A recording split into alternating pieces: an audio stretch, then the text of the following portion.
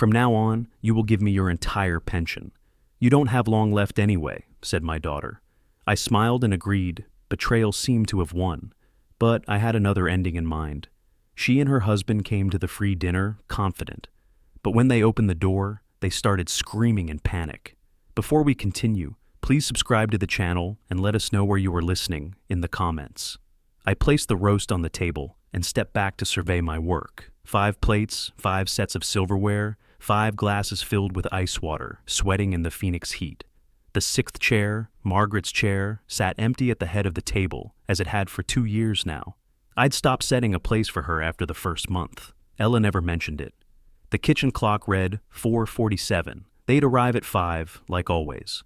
Sunday dinner had become routine after Margaret died, something I'd started to keep the family close, to keep myself from drowning in the silence of this house. Now, standing in the dining room with its familiar smells of rosemary and garlic, I felt the weight of it. 26 months of these dinners. 26 times I'd cooked, cleaned, set the table, and watched them leave. I walked back to the kitchen, checking the potatoes one last time. My pension deposited on the first of each month, 3,200. The roast had cost $43. The vegetables, another 18. Wine for Ella and Dylan, 22. I wasn't keeping score exactly, but the numbers had a way of adding up in my head lately. The doorbell rang at 4:58. Jake burst through the door first, all elbows and energy. 10 years old and already taller than he'd been at Christmas. "Grandpa!" He wrapped his arms around my waist, and for a moment, the calculations stopped. This was why I did it. For Jake, for Sophie trailing behind him with her gap-toothed smile. "Something smells amazing," Sophie announced, already heading toward the kitchen. 7 years old and afraid of nothing. Ella followed, phone in one hand, purse in the other. New purse, I noticed. Leather, expensive looking. Her nails were freshly done, a French manicure that probably cost $60. She kissed my cheek without looking at me. "Hey, Dad." Dylan came last, shaking my hand like we were business associates. His watch caught the light. I'd seen that brand in the jewelry store window downtown. $4,000, minimum. "Dinner's ready," I said, gesturing toward the dining room. Jake and Sophie raced to their seats. Ella and Dylan followed more slowly, still absorbed in a conversation about someone's vacation in Sedona. I brought out the roast, the potatoes, the glazed carrots Margaret used to make. Everyone filled their plates. The children ate like they were starving, praising every bite. Dylan nodded approvingly. Ella picked at her food, checking her phone between bites. "Jake, how's baseball going?" I asked, cutting into my own portion. "Your grandmother would have loved watching you play." Jake's face lit up. "Great, Grandpa. We won last—" "Jake, eat your vegetables," Ella interrupted, not looking up from her screen. She set the phone down and turned to me. "Dad, about those expenses I mentioned last time." Last time. 3 weeks ago, she'd asked for $1,200. The time before that, in April, it had been $900. I'd written both checks without much discussion. What else was I going to spend it on? "Things have gotten tight lately," Ella continued, her voice taking on that particular tone I'd learned to recognize. Careful, practiced. With the kids' activities, and Dylan's car needs new tires, and Sophie's dental work coming up. "How much this time, Ella?" Her eyes narrowed slightly. "Don't say it like that. We're family. 1,500 should cover it." Should cover it, not could we borrow or would you be willing. Just a statement of fact, like she was telling me what I'd be paying. Dylan nodded, forking another piece of roast. "Yeah, things are really piling up. We'd appreciate it." Sophie was drawing patterns in her mashed potatoes. Jake had already finished his plate and was eyeing the serving dish. Neither of them knew what their parents were asking for. Neither of them knew this was the 3rd time in 2 months. I stood, my chair scraping against the floor. "Let me get my checkbook." In the bedroom, I opened the desk drawer where I kept my financial records. The checkbook sat on top, next to the statement from my savings account. $183,000. Margaret and I had been careful, saved for decades, planned for retirement, for emergencies, for leaving something behind for Ella. I wrote the check with a steady hand. $1,500. My jaw was tight, but my handwriting didn't waver. When I returned to the dining room, dessert had appeared, store-bought pie that Dylan had apparently retrieved from their car. Not homemade, never homemade anymore. I handed Ella the check. She glanced at it, folded it once, and slipped it into her purse. "You know we appreciate it, Dad. You're so generous." "Yeah, thanks," Dylan added, already reaching for the pie. We finished dessert in relative silence. Jake told me about his baseball team's standings. Sophie showed me a drawing she'd made at school. Ella and Dylan discussed their plans for next weekend, something about a concert in Scottsdale. I wasn't invited. They never asked if I wanted to visit their house, never offered to cook for me, to help me with anything. By 7:30, they were loading the kids into the car. Sophie hugged me tight. "I love you, Grandpa. Your meatloaf is the best." "I love you too, sweetheart." Jake gave me a high five, already talking about next week. Ella waved from the driver's seat, calling out, "Come on, kids, we need to go." Dylan raised a hand as they pulled away. "No thank you. No invitation to next Sunday. They'd just show up, like always." I watched their taillights disappear down the street, my hand still resting on the doorframe. Then I closed the door, locked it, and returned to the dining room. 5 dirty plates, wadded napkins, glasses with melting ice, the serving dishes nearly empty. I'd spent 4 hours cooking. They'd spent 90 minutes eating and leaving. I sat in my chair, Margaret's chair actually. I'd avoided it for 2 years, but tonight I sank into it and looked at the table from her perspective. She would have seen this coming. She would have said something months ago, would have told Ella that love wasn't measured in dollar amounts and that family meant showing up, not just taking. Margaret's photo hung on the wall behind where I usually sat. In it, she was laughing, her head thrown back, genuinely happy. Taken on our 40th anniversary before the diagnosis. Before everything changed. I pulled the checkbook from my pocket and opened it to the register. $1,500. Before that, it's $200. Before that, $900. Before that, I flipped back further. $600, $400, another $200. The amounts went back and back, irregular but relentless. I closed the checkbook slowly, deliberately. Then I stood and walked to Margaret's photo, placing my hand on the frame. "You'd tell me to stand up for myself, wouldn't you, Margaret?" I whispered. The house stayed silent, but something inside me had shifted, and I knew, with absolute certainty, that Sunday dinners would never be the same. I'd spent the week thinking about that Sunday dinner, about the check, about Margaret's empty chair and Ella's full purse. I hadn't called Ella, hadn't texted. Usually I'd reach out by Wednesday, asking about the kids, making sure everyone was okay. This week, my phone stayed silent.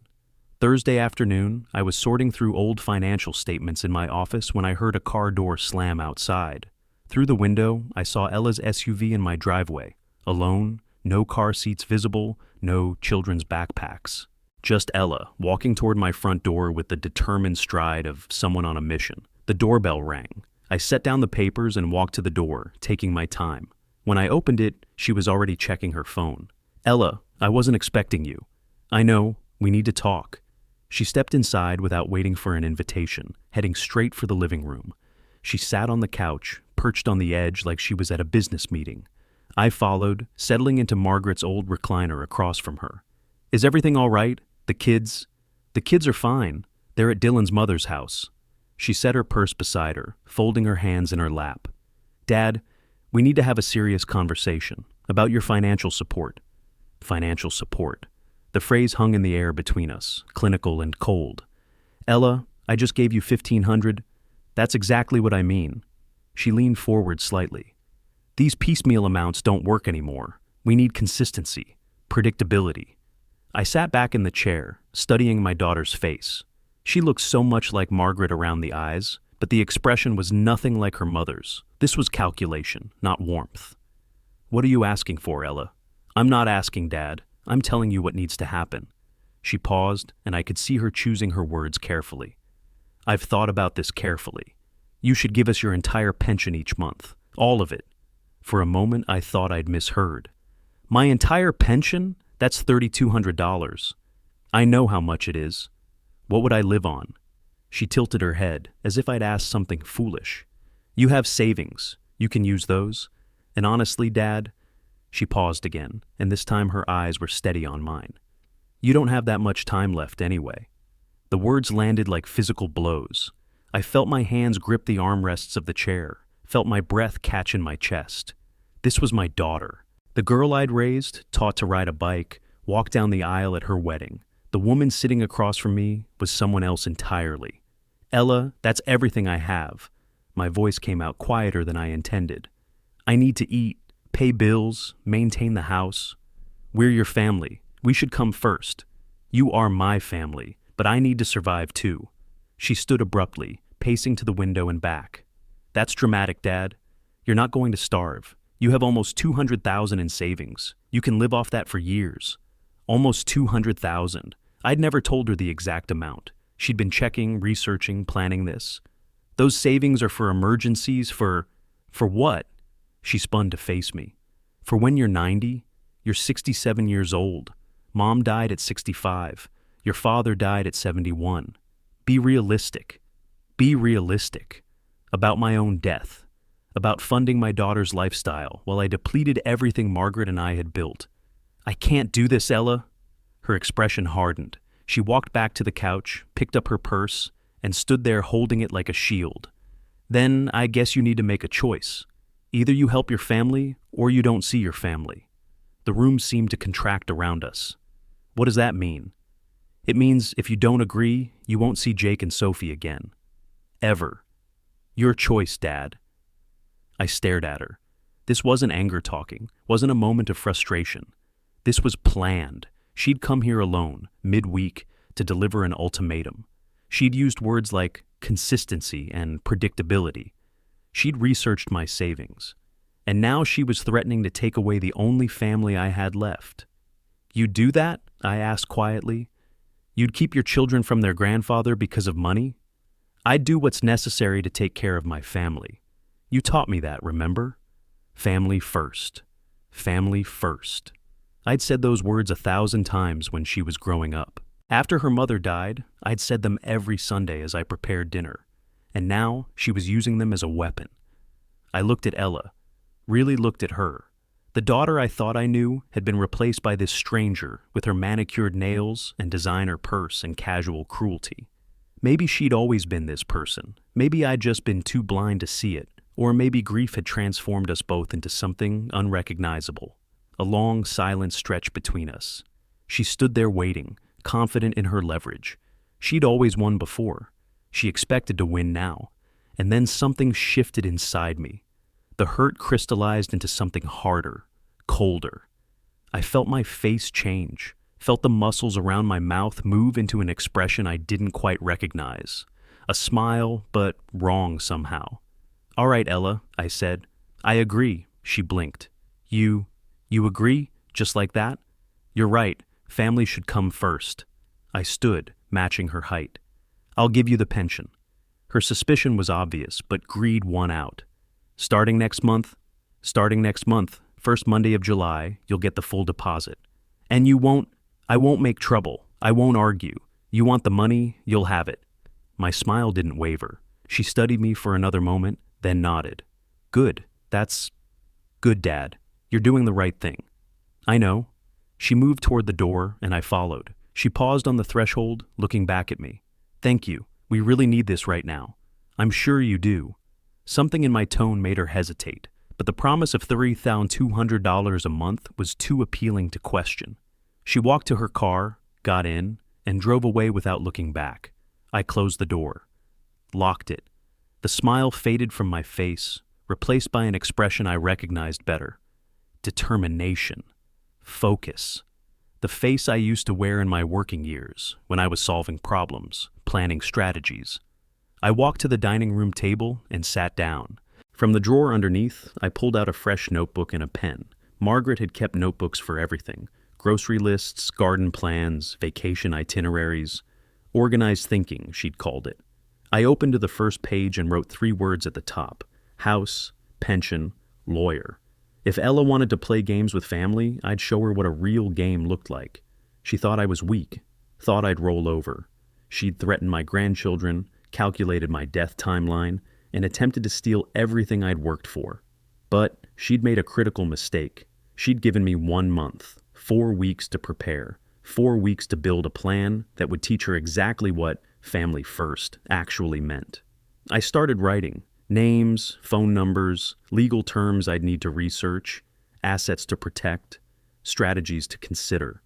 The pen moved across the page steadily, each word another step in a path I was only beginning to see. Ella wanted my money. She'd learn its true cost. Sleep came in fragments that night. By 4 a.m, I gave up pretending and turned on the lamp. My laptop sat on the nightstand, and I pulled it onto my lap, searching for estate attorneys in Phoenix. The Arizona Bar Association website listed dozens. I filtered by specialty: estate planning, property law, elder rights. Marcus Chen's profile appeared third on the list. 54 years old, 28 years of practice, bilingual in English and Mandarin. Client reviews praised his thoroughness and discretion. One review caught my attention. Helped me protect my assets from family exploitation. I bookmarked his page and kept searching, but my mind kept returning to that phrase. Family exploitation. By 6, I'd compiled notes on 3 attorneys.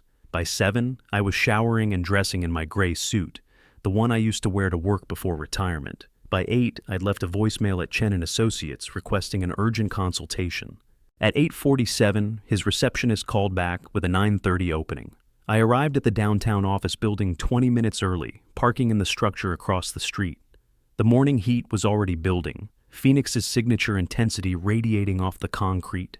Inside, the elevator carried me to the 14th floor, where frosted glass doors announced the firm's name in silver letters. The reception area smelled like leather and furniture polish. A young woman at the desk smiled professionally. "Mr. Murray, Mr. Chen will see you shortly." I sat on a burgundy sofa, clutching the folder I'd prepared. Inside, my property deed, 3 months of bank statements, my current will drafted 6 years ago, and my pension documentation. Everything organized with tabs, the way Margaret used to organize her garden planning books. "Mr. Murray?" A man in his 50s stood in the doorway, lean build, graying hair, sharp eyes behind wire-rimmed glasses. He extended his hand. "Marcus Chen, please, come in." His office overlooked downtown Phoenix, the city spreading toward distant mountains. Certificates lined one wall. His desk was organized but not sterile, a family photo, a jade plant in a ceramic pot. "What brings you in today, Mr. Murray?" I settled into the chair across from his desk, setting my folder down. "I need to understand my rights regarding my property and estate. My daughter has made certain expectations clear." Marcus leaned back slightly, fingers steepled. "I see. Let's start with what you own and what you'd like to accomplish." I walked him through it carefully. The house in Phoenix, paid off, valued around $385,000, savings of $183,000, monthly pension of $3,200, my existing will, which left everything to Ella as my sole heir. Then, with careful neutrality, I explained her recent demands. "She wants your entire pension?" Marcus's expression didn't change, but something shifted in his eyes. "Monthly?" "Every cent. Says I should live off my savings." When I asked what I'd do when those run out, she said... I paused, the words still stinging. "She said I don't have that much time left anyway." Marcus was quiet for a moment, writing notes on his legal pad. "Mr. Murray, let me be clear about Arizona law. You have complete and total control over your property, both now and in your estate planning. No one, not your daughter, not anyone, can force you to give them your assets. Can my daughter force me to give her my house, either now or in my will?" "Not at all. In Arizona, you have complete discretion over your property. You can leave it to anyone, family, friends, charity, or even sell it during your lifetime." The relief was immediate, physical. "And if I wanted to gift it before I pass?" "That's called an inter vivos gift, perfectly legal with proper documentation. We'd prepare a deed transfer, file it with the county recorder, 2 to 3 weeks typically." I leaned forward, opening my folder. "I have an existing will. How quickly can it be changed?" "With clear instructions, a week or 2. We draft a new will that explicitly revokes the old one. Straightforward process." "Can anyone challenge that?" Marcus met my eyes directly. "They can try, but if you're of sound mind and we document everything properly, witnesses, notarization, clear language, challenges rarely succeed, especially when the testator's intentions are well documented." We talked for another 40 minutes. Marcus explained competency evaluations, though he saw no need for one in my case.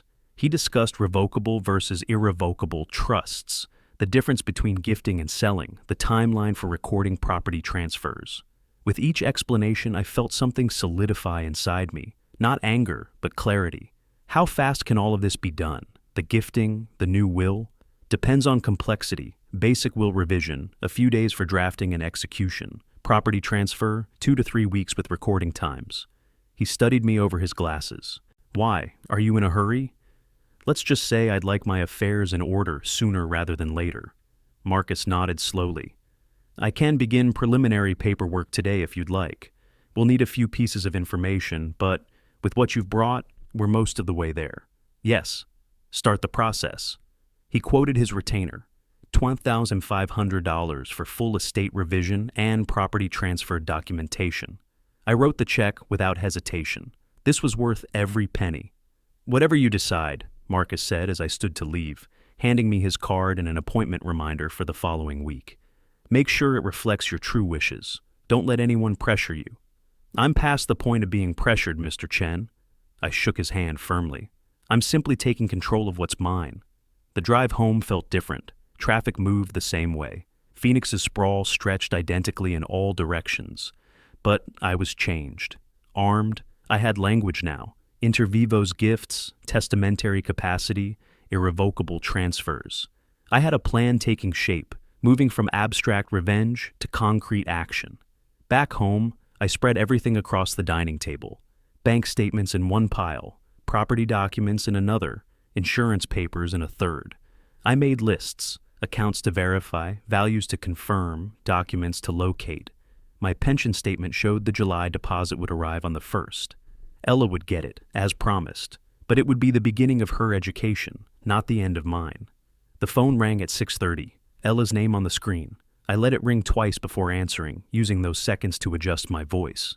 Hello, Ella. Dad, just calling to remind you. Her tone was brisk, proprietorial. First of the month is Monday. I'll need that pension deposited into my account. I remember, Ella. Good. I've set up alerts. Don't make me call you again. It'll be there. You have my word. She hung up without saying goodbye. I set the phone down slowly, looking at the documents spread before me. My house, my savings, my pension, all of it earned through 43 years of work, saved through careful planning, protected through Margaret's partnership. Yes, I said to the empty room. You'll have exactly what you deserve. I picked up my notes from the lawyer meeting and began writing. New bank account, different institution, separate from anything Ella knew about. Property transfer recipient. I'd need to research options. Will revision, specific language to leave Ella the bare minimum.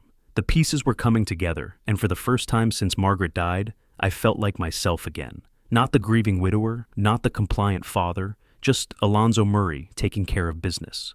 On the 1st of July, I transferred $3,200 to Ella's account. The bank's website made it simple. A few clicks, a confirmation code, a final authorization. Transfer complete. The words appeared on my screen in green text. I felt nothing. No regret, no anger. Just the satisfaction of a chess player making an opening move. Ella's acknowledgement came through text message 40 minutes later. Got it. 2 words. No thank you, no acknowledgement that this was my entire monthly income. Just confirmation that she'd successfully extracted what she wanted. I closed my laptop and drove to Marcus Chen's office for our follow-up appointment. This time, I came prepared with decisions. Marcus spread documents across his conference table. Property deeds, will templates, transfer forms. Everything looked official, intimidating, but I'd spent the weekend researching, and I understood enough to proceed confidently. You're certain about this? Marcus asked, pen poised over the property transfer documents. Gifting the house to charity? Completely certain. My daughter made it clear what she values. I'm choosing to value something else. And you understand this is irrevocable once completed? That's exactly what I want. Marcus walked me through each document. Initial here, sign here, date here. His explanations were thorough, but not patronizing. The property would be transferred to a qualified charitable organization. My will would be rewritten to leave Ella $10,000, enough for funeral expenses, nothing more. You're leaving your daughter $10,000 for funeral expenses only. Nothing else? Marcus's tone was neutral, but he wanted me to hear it stated plainly. That's correct. More than she's earned. We signed preliminary paperwork. The actual transfer would take 2 weeks to process through the county recorder's office. The revised will would be ready for execution within days. I left his office with a folder of copies and drove across town to begin my charity research. I'd spent hours online identifying organizations, but I wanted to see them in person. Phoenix Children's Hope operated out of a converted elementary school near downtown. Their website described programs for foster children, group home support, emergency housing assistance. The director, a woman named Patricia Hernandez, met me in a cramped office decorated with children's artwork. She looked perpetually busy, phone ringing in the background, file folders stacked on every surface. "This is incredibly generous, Mr. Murray." She'd listened to my explanation with growing astonishment. "A full house donation is rare. I want it used for children who need support, kids in foster care, group homes, children without families. We can certainly do that. The property can help dozens of children, either as a home or sold to fund programming."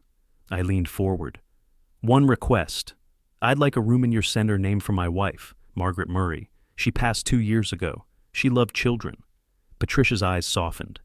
"We'd be honored. The Margaret Murray Reading Room, perhaps? We've been wanting to create a library space." "That would be perfect." She pulled out forms, and we began the formal process.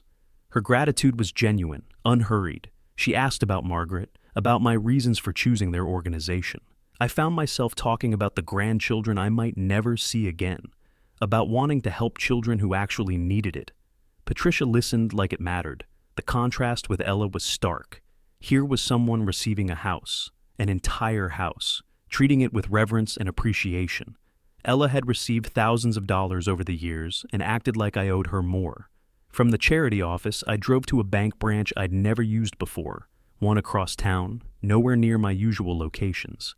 The account officer, a young man with meticulous attention to detail, processed my application for a new savings account. "How much will you be transferring into this new account?" $150,000. His eyebrows rose slightly. "That's a substantial amount. Moving all your savings?" "Most of it. I prefer to keep things organized." The transfer happened electronically, my old account to the new one. In my original bank account, I left $30,000, enough to look real, not enough to matter. Ella knew that account existed. I'd mentioned my savings to her before, shown her statements when she had asked about my finances last year. If she ever checked, she'd find $30,000 and think that was everything left. The real money, the bulk of my life's work, now sat safely in an account she didn't know existed. Over the next 2 weeks, I moved through the steps methodically. Another visit to Marcus's office to sign the final will documents, witnessed by his secretary and paralegal. A meeting with Patricia to finalize the property transfer paperwork. Calls to confirm account transfers. Each signature felt like closing a door behind me. Ella called on July 5th, her voice tight with irritation. "Dad, I need another $1,000. Car needs repairs and we don't have it." I was in my kitchen, making coffee. I'd seen her name on the screen and let it ring 3 times, composing myself. "Ella, I gave you my entire pension. That was our agreement." "This is an emergency. The car won't run." "Then I suggest you use some of the $3,200 for it. I don't have extra." "You have savings." "That's for my own living expenses. We had an agreement." Silence. Then, "Fine, whatever." The line went dead. I poured my coffee slowly, added cream, stirred. The old Alonzo would have panicked, would have rushed to write another check. This Alonzo felt something different. Control.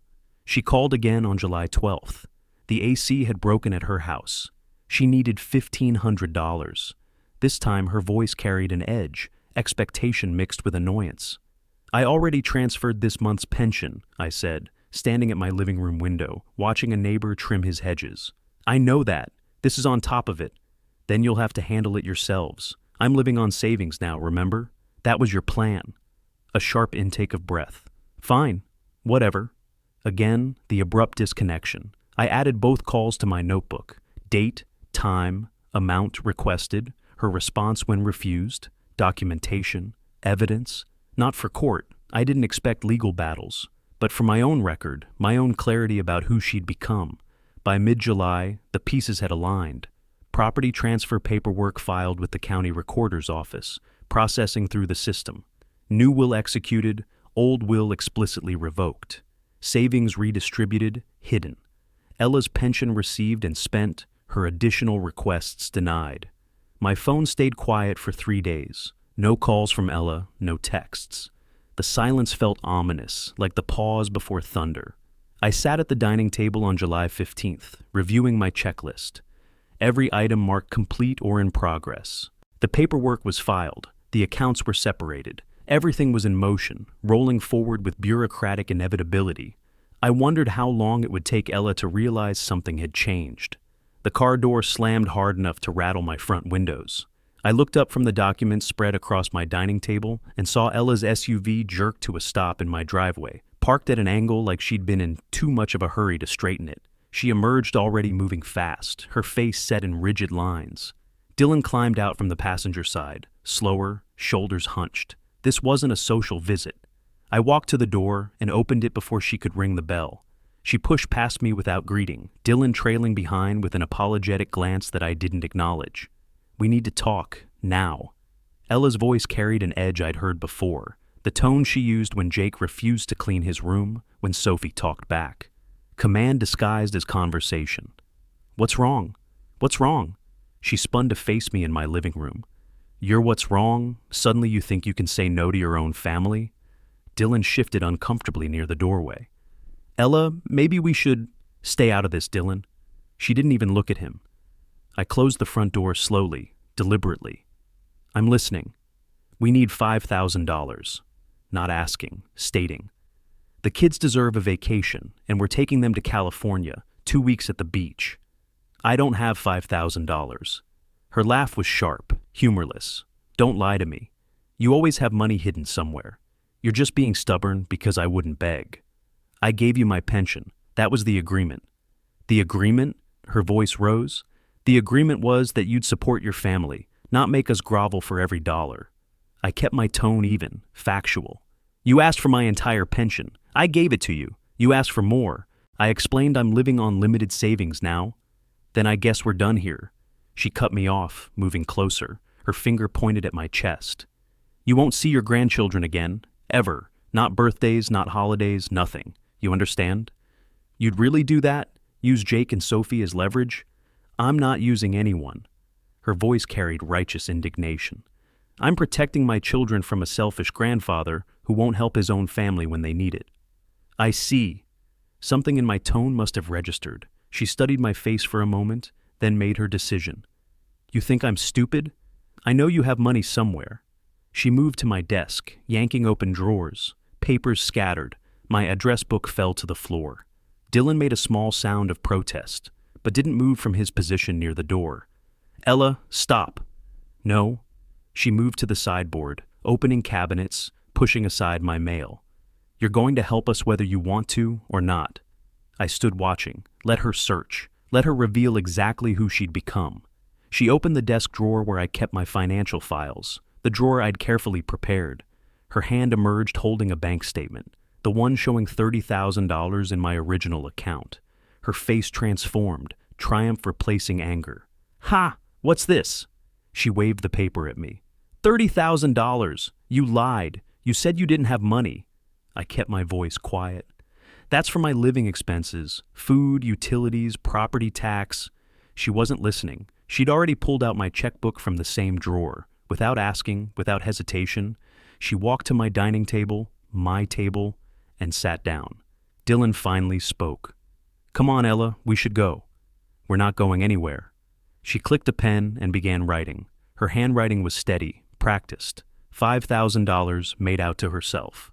She tore the check from the book with a flourish, folding it once before sliding it into her pocket. "That's theft, Ella." She stood, gathering her purse, still holding my checkbook. "It's family support. There's a difference." She looked at me with something like pity. "This is our money now. You need to get used to that." Dylan moved toward the door, avoiding my eyes. Ella followed, pausing in the doorway. "I'll deposit this tomorrow. Don't even think about stopping payment." I met her gaze without expression. "Wouldn't dream of it." "Good. Maybe now you'll understand how things work." She turned and walked out, Dylan hurrying after her. I stood in my doorway watching them drive away. Ella didn't look back. Dylan's face was turned toward his window, away from the house, away from me. I closed the door, locked it, turned to survey my living room. Drawers hung open, papers were scattered across the floor. The desk where I'd kept Margaret's letters, my financial records, my personal business, violated, ransacked. I walked to the drawer she'd opened and pushed it closed slowly. The bank statement she'd found was exactly what I wanted her to find. The checkbook she'd taken contained access to exactly $30,000, not the $150,000 sitting safely in an account she'd never heard of, not the property she'd never inherit, not the future she'd assumed was hers. I stood in my ransacked living room and felt nothing. No anger, no hurt, just cold calculation. She'd taken the bait perfectly. I walked to the phone and didn't call the bank to stop the check. Instead, I dialed Marcus Chen's office. His receptionist answered on the second ring. "This is Alonzo Murray. I need to see Mr. Chen as soon as possible. It's time to finalize everything." For 2 weeks after Ella took the check, I didn't call her once. Her name appeared on my phone screen 6 times that first week. I let it ring. When I finally answered on the 7th call, my responses were brief, cold, final. "I've been calling," she said, irritation masking what might have been concern. "Why haven't you called me back?" "I've been busy." "Busy? Doing what?" "Things that need doing." A pause. "You sound strange. Are you mad about the money?" "No, Ella, I'm not mad." The silence stretched between us. "Okay, well, the kids say hi. Tell them I miss them." I hung up before she could say more. Over the following days, I answered when she called but offered nothing. No conversation, no warmth, just acknowledgement that I'd heard her speak. If she noticed the change, she didn't care enough to investigate. The morning after her intrusion, I drove downtown to Marcus Chen's office. He met me in the conference room, documents already prepared and organized in neat stacks. "This is the last signature," he said, sliding papers across the polished table. "Property transfer is complete as of August 17th. I signed with steady strokes. "And there's no way to reverse it?" "Not without the charity's agreement, which they won't give. It's done, Mr. Murray." "Good, that's what I want." Marcus studied me over his glasses. "Mr. Murray, are you certain your daughter won't challenge? She'll understand eventually, or she won't. Either way, it's finished." He handed me a sealed envelope containing copies of everything: deed transfer, revised will, charitable gift documentation. I placed it carefully in my briefcase beside similar envelopes from the bank, from the county recorder's office. My entire legal life, reorganized and secured. That afternoon, I drove across town to a storage facility off the interstate. The unit I'd rented was climate-controlled, 10 by 10, empty except for the boxes I'd begin filling over the next week. The attendant barely looked at me as she handed over the key. Over the following days, I systematically emptied my house of everything that mattered. Margaret's photo albums went into boxes lined with tissue paper, her jewelry, the watch I'd given her on our 30th anniversary, the quilt her mother had made, all carefully wrapped and stored. My own photographs, documents, books that had lined my shelves for decades, my father's war medals, Jake's drawings from when he was 4, before Ella started using him as currency. I worked methodically, room by room. Each item I removed made the house less mine, more generic, a stage being prepared for its final performance. The furniture was next. I called donation services for the old couch, the armchairs Margaret had reupholstered twice, the dining table where we'd hosted Thanksgivings for 30 years. I purchased replacements online, basic functional pieces that would serve the charity's needs. A simple couch, a plain dining set, nothing expensive, nothing personal. The house was transforming into a shell, clean, furnished, empty of soul. Patricia Hernandez called during the second week. "Mr. Murray, we wanted to confirm the property transfer finalizes on August 17th. "That's correct. We can't thank you enough. The memorial room plaque is being made, Margaret Murray Memorial Reading Room. It's beautiful. Thank you. That matters to me. It matters to us, too. The children who will benefit," her voice caught slightly. "This will help so many." After we hung up, I stood in what had been my living room for 42 years. Bare walls where family photos had hung, new furniture that held no memories, boxes of my life locked away in a storage unit across town. I'd also signed a lease on a small apartment near downtown, 1 bedroom, small kitchen, large windows overlooking the city. The rent was $800 a month, easily manageable on my pension and savings. The $150,000 I had moved to my secure account would last me comfortably for years, supplemented by the $3,200 monthly pension Ella no longer received. By early August, everything was in place. The house was ready. The documents were filed. My belongings were secured. All that remained was the invitation. I stared at my phone for 10 minutes before dialing. This was the hardest part. The performance. I'd been cold and distant for 2 weeks. Now I needed to sound defeated, broken, ready to capitulate. The phone rang 3 times. "Dad, you're calling me?" I softened my voice, added a tremor of resignation. "Ella, it's me. I've been thinking about everything you said." "Thinking about what?" "You were right." Silence. Then, cautiously, "Right about what?" "Family being more important than money. I've been stubborn, selfish." The words tasted like ash, but I kept my tone steady, defeated. "I'd like to have you all over for dinner, Saturday the 16th. Please, I miss Jake and Sophie terribly." "Dinner? At your house? Like we used to, before all this trouble started. I want to make things right with my family." I could almost hear her thoughts working. What changed his mind? Is this a trick?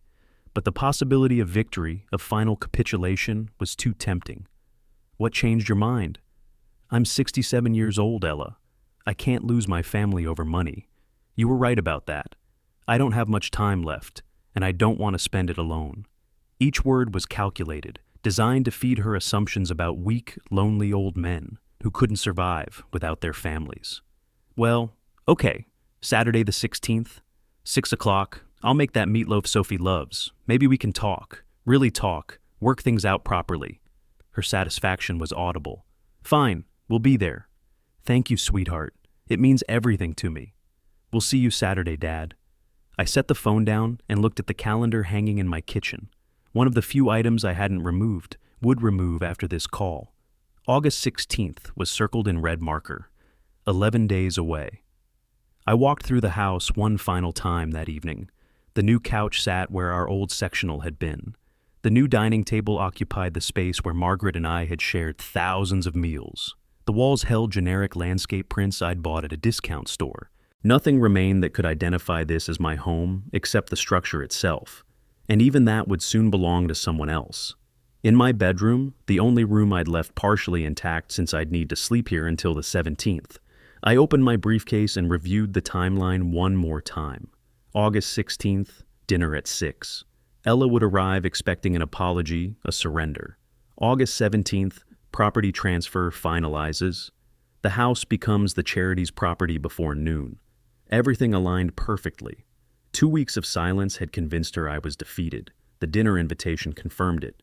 She'd walk through that door expecting victory. Instead, she'd discover what it meant to underestimate her father. I closed the briefcase and placed it in the nearly empty closet. Outside, Phoenix's summer heat was finally breaking, temperatures dropping into the 90s at night. The monsoon season was ending. Soon, autumn would arrive, bringing cooler weather and change. The stage was set.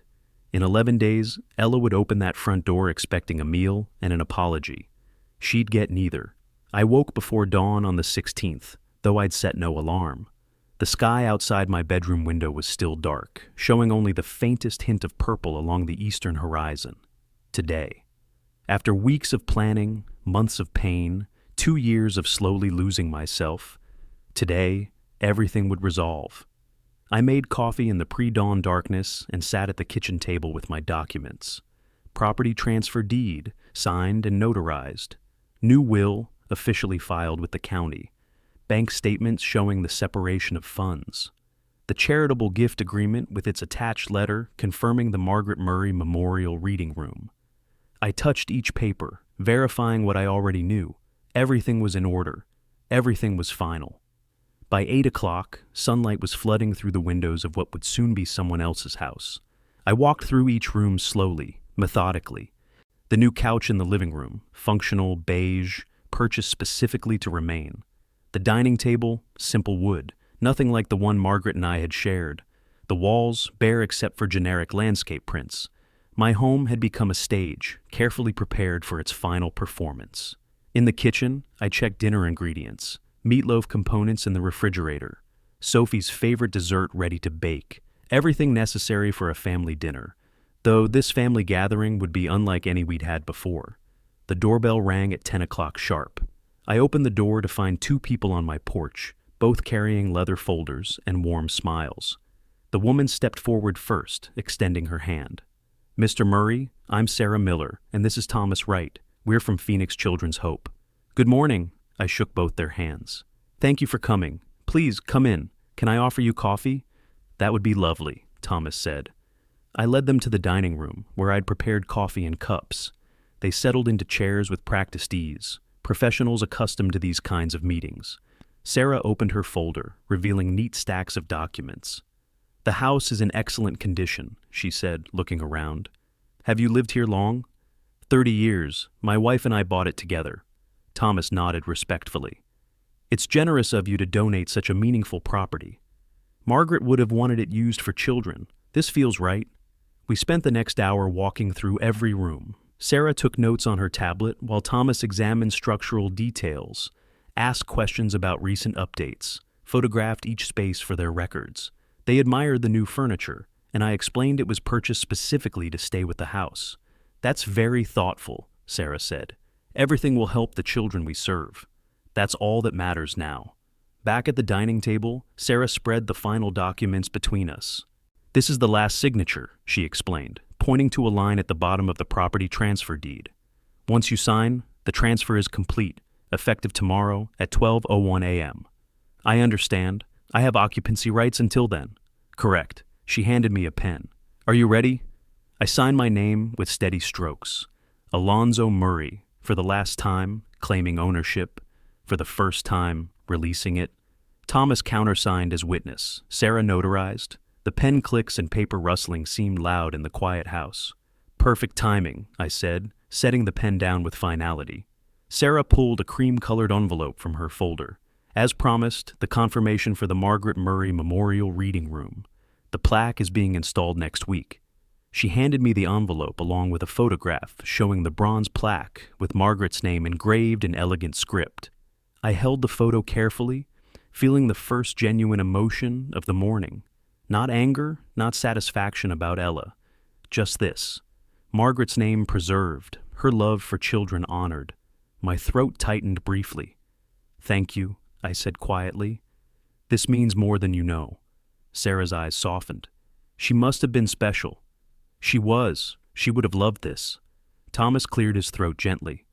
"We'll return tomorrow morning at 9 to take formal possession." "I'll be ready." I walked them to the door.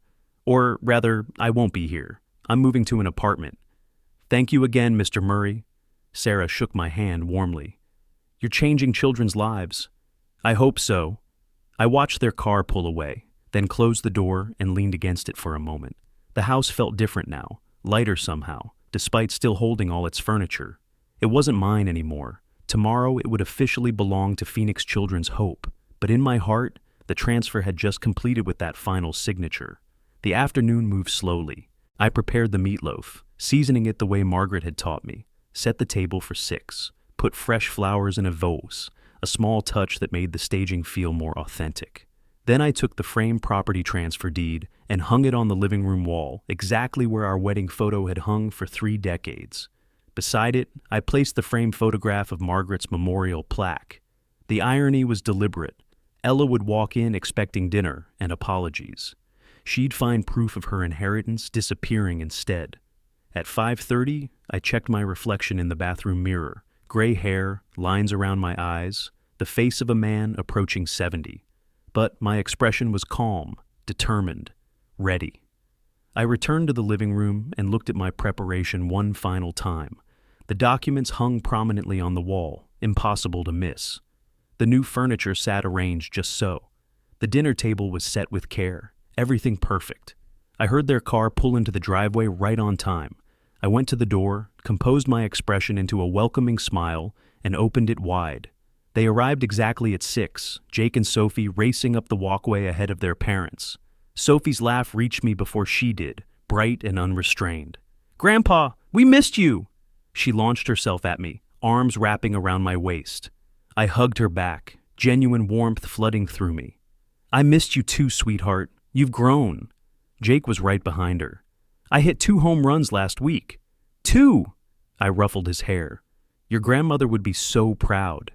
Ella and Dylan followed more slowly, Ella's eyes already scanning the entryway. She kissed my cheek perfunctorily. Hi, Dad. You've changed things. Her gaze moved to the living room, noting the new couch, the bare walls where family photographs had hung. I saw calculation in her expression, suspicion barely masked. I decided to update the place, I said casually. Make some changes. Changes? Why? Felt like time for something fresh. I gestured toward the dining room. Please, sit down. Dinner's ready. The children ran ahead, still chattering. Ella lingered in the living room doorway, her hand trailing over the new couch's arm. This furniture is new, and where are the pictures that were on this wall? Like I said, updates. Come on, let's eat while it's hot. I'd set the dining table with care, not fancy, but welcoming. The meatloaf sat in the center, steam rising from its glazed surface. Vegetables, fresh bread, iced tea for the children. Sophie bounced in her chair. It smells so good, Grandpa. I made your favorite, a ballerina music box. I love it. She wound the key and the tiny figure began spinning. I'm glad. I want you to remember. I caught myself. To have something special. Ella barely glanced at the gifts. That's nice, Dad. By 7:15, the meal was finished. The children's plates were empty, their faces happy. Ella pushed back from the table, already looking toward the door. Time to leave, her body language said. Another successful extraction of food and hospitality from the old man. I stood, interrupting her departure preparations. Before you go, I have a surprise to show you all. Jake perked up. A surprise? What is it? You'll see. I smiled at them. Everyone go to the living room. I'll bring dessert in a moment. What kind of surprise? Ella asked, that suspicious note returning to her voice. The kind that changes everything. I gestured toward the living room. Go ahead, I'll just be a moment. They moved as a group, children running ahead, Ella and Dylan following more slowly. I turned toward the kitchen, listening to their footsteps, their voices carrying back to me. What's the surprise, Mommy? Sophie asked. I don't know, honey. Why don't you two look around while we wait? I stood at the kitchen counter, not actually preparing anything, just waiting, listening. The house was silent for a few seconds. Then Ella's sharp intake of breath cut through the quiet. What is this? I heard footsteps, her moving closer to the wall, Dylan's questioning murmur, another pause. Then Ella's voice again, louder now, disbelieving. Property transfer deed, Phoenix Children's Hope. This is dated today. What? Dylan's confusion was evident. Let me see. Dylan, this says he gave away the house. Her voice was rising, shaking. He gave away the house. I set down the dish towel I'd been holding and walked slowly toward the living room. No hurry. Everything was already done. From the archway, I could see them all. Jake and Sophie sat on the couch, looking confused but not alarmed. Dylan stood beside Ella, leaning in to read the framed document. And Ella herself stood directly in front of the wall, one hand pressed against it as if for support. Her face had gone white, then flushed red. She turned to stare at me, her mouth opening and closing without sound. Next to the property transfer, the photograph of Margaret's memorial plaque caught the lamplight. Margaret Murray Memorial Reading Room. Clear, permanent, final. Dad! Ella's voice came out strangled. What is this? I stepped fully into the living room, meeting her eyes without flinching. It's exactly what it says. I donated the house to Phoenix Children's Hope. The transfer becomes official at midnight tonight. You what? She looked back at the document as if reading it again would change the words. You gave away my inheritance? I gave away my property. There's a difference. Dylan finally found his voice. Mr. Murray, this can't be legal, can it? I mean, can you just... It's completely legal, signed, notarized, filed with the county. My lawyer handled everything. I remained calm, conversational. The house will be used to help foster children. Margaret would have wanted that. Ella's shock was transforming into something else. Rage building like a wave. Her hands clenched into fists. After everything I've done for you, everything you've done, I raised an eyebrow. Let's be precise about that, shall we? The The color drained from Ella's face. She swayed slightly and Dylan caught her arm, steadying her. "What?" he asked, looking between us. "What is it?" Her finger pointed at the wall, trembling. The document, the proof, the end of everything she'd assumed was hers. Ella's legs gave out. Dylan caught her arm before she could fall, his own face draining of color as he read over her shoulder. The framed document hung on the wall like an indictment, its formal legal language spelling out exactly what she'd lost. "What is this?" Dylan's voice cracked. "Property transfer? To a charity?" Ella found her voice, and it came out as a scream. "What did you do? What did you do?" Sophie started crying. Jake moved closer to his sister, confusion written across his face. "Mommy, what's wrong?" I stepped from the kitchen doorway into the living room, taking my time, my movements deliberate. "It was never yours, Ella." She whirled to face me, and I saw something I'd never seen before. Pure, unfiltered rage. "You promised me this house. You said family comes first. I never promised you anything." I kept my voice level, conversational even. "You assumed, you demanded, you threatened. This house should be mine. I'm your daughter. This house belonged to me, past tense." I gestured toward the framed document. "As of tomorrow morning, it belongs to Phoenix Children's Hope, a charity that helps foster children and kids in group homes." Dylan released Ella and moved closer to the wall, reading the entire document now. His finger traced the lines, his lips moving silently. When he looked back at me, understanding had replaced confusion. "You actually did this. You gave away a $400,000 house. $385,000 according to the latest assessment. But yes." Ella steadied herself against the back of the couch. Her breathing was rapid, shallow. For a moment, I thought she might actually faint. Then her eyes landed on the photograph beside the property deed, the image of the memorial plaque. "What's that?" "The Margaret Murray Memorial Reading Room." I felt my voice soften saying my wife's name. "Your mother would have wanted her legacy used for children who need help, not to reward greed." "Don't you dare!" Ella's voice rose to a shriek. "Don't you dare bring Mom into this. She would have wanted me to have this house. Your mother knew the difference between need and greed. You never learned that lesson." Sophie's crying had intensified.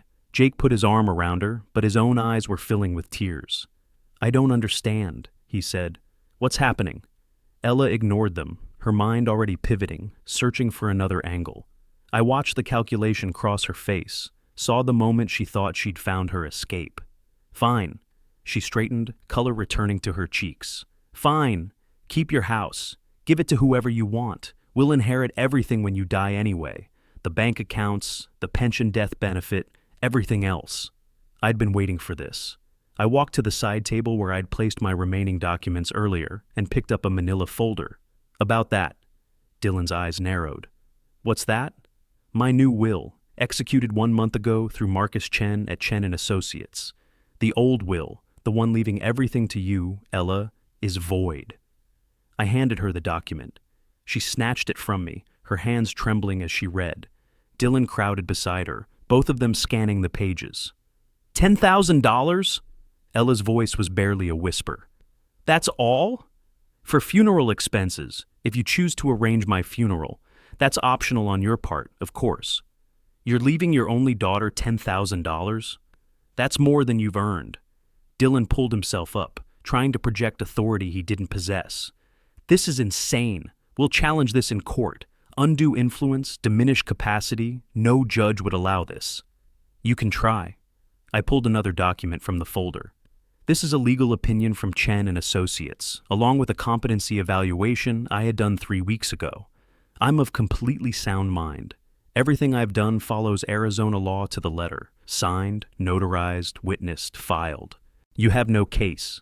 Ella grabbed the document, her eyes racing over the words. Legal jargon, medical assessment, attorney certification. Every loophole closed, every challenge anticipated. "This can't be legal," she said, but her voice had lost its conviction. "Call the Arizona Bar Association if you doubt it. Mr. Chen's number is right there." "You're not in your right mind." Ella's voice climbed again, desperation replacing rage. "No sane person would do this to their own child. I'm completely sound, and I have documentation proving it." I paused, letting that sink in. You want to know why I did this? Let me be very clear. I looked at my daughter, really looked at her, and saw a stranger who happened to share my blood. You told me I didn't have long to live anyway. You said it like I was already dead, just a source of money waiting to be divided. I didn't mean you demanded my entire pension. When I hesitated, you threatened to keep my grandchildren from me. When I gave you what you wanted, you came back for more. You broke into my home. My voice stayed steady, but each word landed like a hammer. You searched my drawers. You wrote yourself a check from my account without permission. That's theft, Ella. You stole from your father. Her face flushed red. That was different. That was family support. That was theft, I repeated. And you did it while telling yourself it was justified. Dylan tried once more, his voice smaller now. We'll tell everyone what you did. Everyone will know what kind of father you are. Please do. Tell them I donated my house to homeless children. Tell them I created a memorial room for my late wife. See how sympathetic people are. He deflated, the fight leaving him. He looked at Ella, then at the documents, then at the door. Come on, Ella, we're leaving. No, but her voice lacked force. She turned to me one last time. I was your daughter. I'm your only child. You were. Past tense. I felt the weight of those words. Family is supposed to be mutual. You took everything and gave nothing but demands. I have maybe 10 years left. Maybe more, maybe less. I'm not spending them as your ATM. I'm not letting you take the last thing I had, my self-respect. Self-respect? What about respecting your family? Family works both ways, Ella. You forgot that. Dylan was already moving toward the door, gathering car keys from his pocket. Ella looked around wildly, searching for something else to say, some other leverage to use. Her eyes landed on the children. Sophie was still crying, her face pressed against Jake's shoulder. Jake stared at me with confusion and hurt that made my chest ache. I knelt down, meeting Jake's eyes. Your mom and I have some things to work out, buddy. Will we see you again? His voice was so small. I paused, feeling the first crack in my composure. I hope so. Come on, now. Ella grabbed Sophie's hand, pulled Jake toward the door. We're leaving. Grandpa? Sophie's voice broke. I love you both, I said. Remember that. Ella stopped at the threshold, her hand on the doorframe. You'll regret this. You'll die alone. Better to die alone with dignity than surrounded by people who only want my money. She stared at me for one more moment, then walked out. Dylan followed, not meeting my eyes. The children looked back over their shoulders as they were pulled away. The door slammed. I stood in what was no longer my living room and listened to their car start, back out, drive away. The silence that followed wasn't hollow. It was the quiet of peace finally found. I walked to the window and watched their taillights disappear down the street. On the coffee table sat the small gifts I'd given Jake and Sophie, the baseball book, the music box. They'd left them behind in the chaos, and I knew Ella wouldn't come back for them. I picked up the music box and wound the key. The tiny ballerina spun to a melody Margaret used to hum while cooking dinner. I set it down carefully and returned to the wall where the documents hung. Tomorrow morning, this house would belong to Phoenix Children's Hope. Tomorrow morning, I'd hand over the keys and drive away to the small apartment I'd already rented across town. Tomorrow morning, a new life would begin. Tonight, I stood in the empty shell of my old one and felt only relief. Ella had already cashed that $5,000 check she'd written herself, and would probably try to take more. Let her. That account was bait, and she'd taken it perfectly. The real money was safe. The first week in the apartment passed quietly. I bought a new coffee maker, arranged my books on simple shelves, hung Margaret's photo on the bedroom wall. The space was small but entirely mine. No demands, no manipulation, no walking on eggshells wondering when the next request would come. Just peace. On Thursday of the second week, a large envelope arrived with the Phoenix Children's Hope logo in the corner. I opened it at my small dining table, morning coffee steaming beside me. The letter began with formal gratitude, the kind charities send to major donors, but attached to it was a photograph, and that photograph made everything worthwhile. The Margaret Murray Memorial Reading Room was small but bright, with windows letting in natural light. Shelves lined the walls, filled with colorful books. In the center, a bronze plaque read, Margaret Murray Memorial Reading Room, in honor of a woman who loved children. And in front of those shelves sat 6 children, ranging in age from about 5 to 12. They were reading, laughing, safe. One girl held a picture book open, showing it to a younger boy. Another child sat curled in a beanbag chair, completely absorbed in a novel. These children had been through trauma, foster care, group homes, family dysfunction. This room, funded by the house Ella thought should be hers, gave them a space to escape, to dream, to simply be children. I looked at their faces and knew Margaret would approve. The letter continued. The property sale will fund our programming for the next 3 years. We're projecting we can serve an additional 200 children annually thanks to your gift. Your generosity is literally changing lives. I read it twice, then set it aside and looked out my apartment window at Phoenix spreading beneath the morning sun. Somewhere across town, Ella and Dylan were waking up in their rental house. The house they'd have to keep renting because the inheritance they'd counted on was gone. The $420,000 property they'd assumed was theirs had vanished into help for children they'd never meet. They'd tried calling twice since that night. I hadn't answered. There was nothing left to say. Marcus Chen had sent a brief email confirming everything was legally sealed, no challenges filed, no attempts to contest. Ella and Dylan had likely consulted an attorney and been told the same thing I already knew. The case was airtight. I picked up the photograph again, studying those children's faces, the girl with the picture book, the boy in the beanbag chair, kids who needed safety and books and a room named for a woman who'd believed in kindness. This wasn't revenge. Revenge was ugly, destructive, designed to hurt. This was justice, taking what was mine and choosing to use it for something better than entitlement. This was dignity, refusing to let my daughter's greed define my final years. This was honor, creating something meaningful from Margaret's memory, instead of letting it be consumed by people who saw me only as a source of funding. I'd lost contact with Jake and Sophie. That hurt, probably always would. But they were young. Maybe someday they'd understand. Maybe when they were adults, they'd reach out and I could explain why I'd made these choices. Or maybe they wouldn't, and I'd have to live with that. Either way, I'd sleep well at night. The coffee had gone cold, but the sunshine through my window was warm. My pension would arrive next month, all $3,200 deposited into my new account. My bills were minimal, my life was simple, and for the first time since Margaret died, I felt like myself again. Not the grieving widower, not the compliant father being drained dry, not the old man waiting to be useful only as an inheritance. Just Alonzo Murray, 67 years old, living in a small apartment in Phoenix, Arizona. A man who'd stood up for himself. A man who'd chosen children in need over entitled demands. A man who could look at himself in the mirror without shame. I placed the photograph on my refrigerator, held in place with a simple magnet. Those smiling children in the Margaret Murray Memorial Reading Room would remind me every morning that justice didn't always roar. Sometimes it whispered. Sometimes it looked exactly like peace. If you like this story, please like this video, subscribe to the channel, and share your impressions of this story in the comments. To listen to the next story, click on the box on the left. Thank you for watching.